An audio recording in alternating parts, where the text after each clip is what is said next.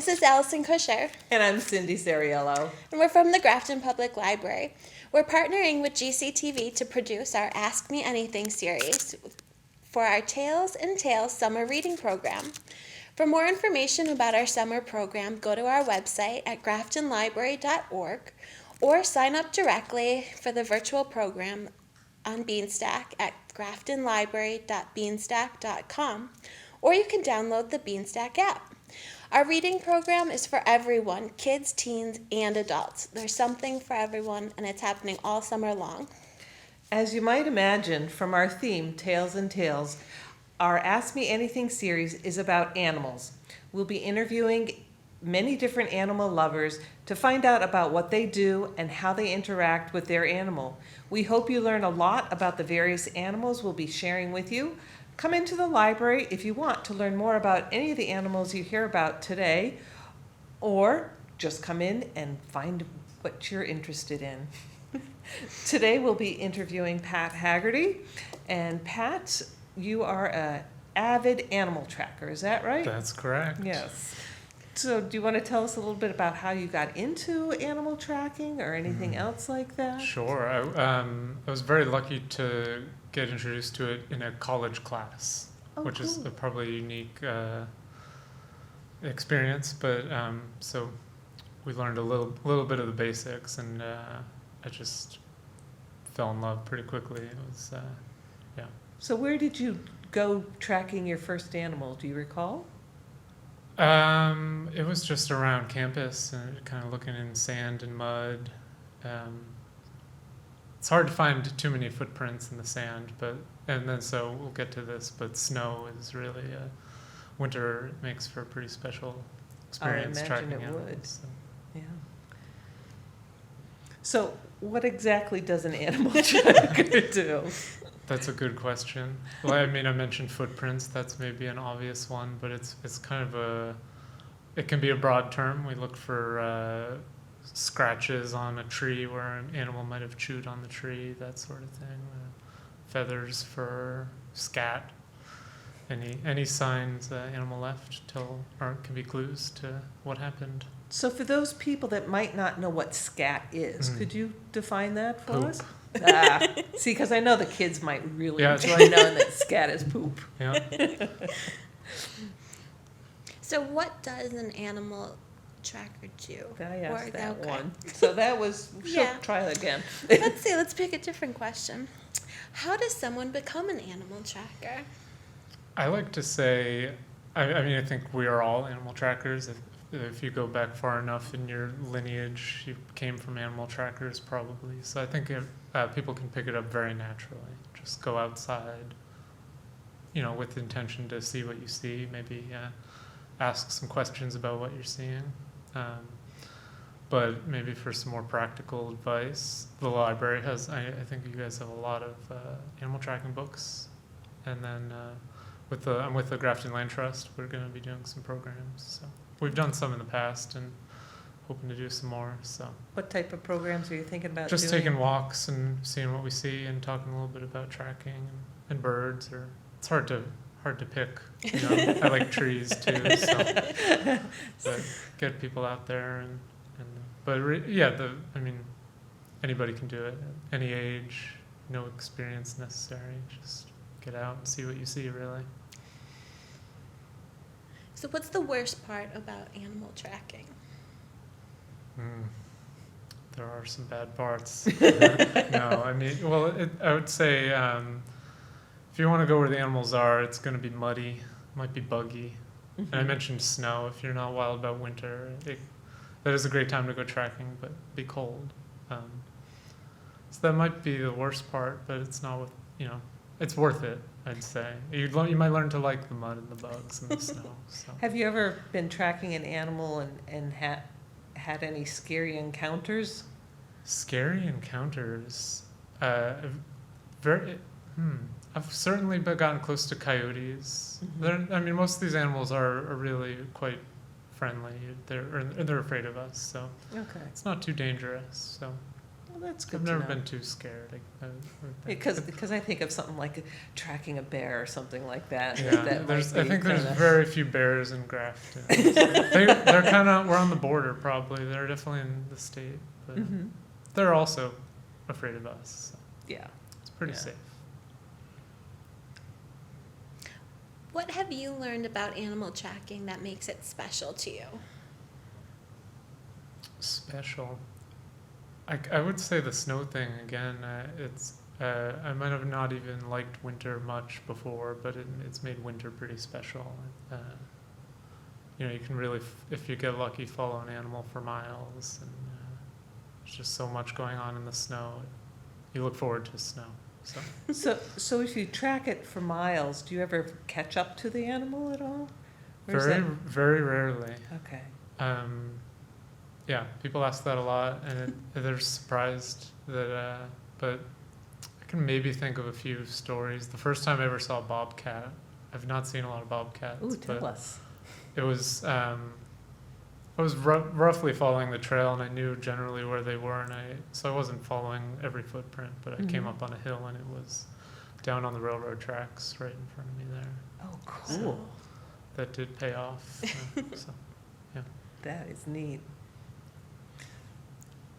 So what is something that no one would ever guess about animal tracking?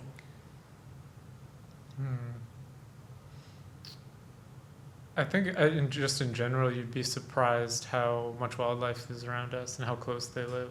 And we get hints of that. Maybe you hear coyotes or see a raccoon every once in a while. But there's. I didn't realize there were river otters in Grafton. A lot Oh, really? of river otters. And bobcat too. Like they're definitely. Again, you might get lucky and see them here and there. But if you really start looking for footprints or other sign, you see quite a bit. So. Now, I've heard that there are fisher cats in the Mhm. area. Have you ever experienced that, because this is just kind of hearsay? Yeah, I've never seen a fisher cat, but I definitely very commonly see their tracks pretty much all around town. Mhm. And they get a bad rap, I think, but they're not too bad. They're hunters. A lot of these animals are, but I really enjoy following fisher tracks. They're weasels, so they just kind of seem to have a lot of fun running around, jumping off trees. Good tree climbers. So I enjoy that. Do you have a favorite animal? I don't know. I like cat. I'm a cat person, so the bobcat is our wild cat here. Yeah. Might be my favorite, but I do really enjoy the fisher cat too. Not a cat. Yeah, weasel. Wishes he was a cat. Yeah. So do you also do bird watching while you're out? I do. I love the birds. Yeah. I like to listen for the birds too. You really can actually. They're a lot of what birds say is telling you something about what's going on in the woods. So, and it has happened a few times where I hear a bird that sounds extra disturbed or alarmed, and you turn around and there's a coyote coming up. So they are talking and letting everybody in the woods know what's going on. So That is That's really. there's definitely some practical. I love watching birds, but there are practical reasons to listen, and if you want to pay attention to what's going on. So That is fascinating. I never would have. I mean, it makes a lot of sense, but I don't Mhm. know if I never would have actually thought about yeah, that. I mean it's probably a nearly lost kind of knowledge and skill set. A lot of this, but yeah, Mhm. it's fun to do. Now, if somebody is interested in learning about animal tracking, where would you suggest for them to start? There's definitely some great books. Paul Resendez is Massachusetts local, and he used to teach for years, and he has a book, The Art and Seeing and the Art of Tracking, I think. Resendez, R-E-Z. That's- It's a very good beginner's book. Good, he's Mhm. a photographer also, so that might be a Mm. good place to start. So. Do you have any favorite birds that you enjoy listening to, or? Favorite birds I enjoy listening to? Owls, of course. Make some good sounds. And the wood thrush. If you've ever heard of wood thrush, it's a very spooky sound. You'll have to Google that for the audio, but I think might we be my should. favorite. Yeah. Do you, now I know my sister-in-law is an avid birder and she has like a life list. Do you have a life list?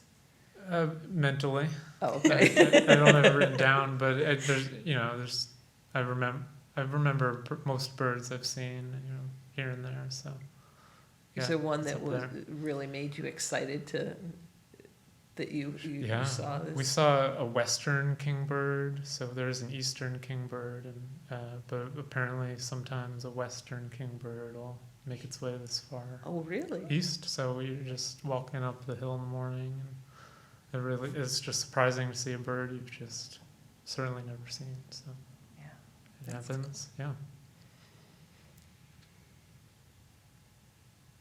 So how does birding and tracking vary based on the seasons?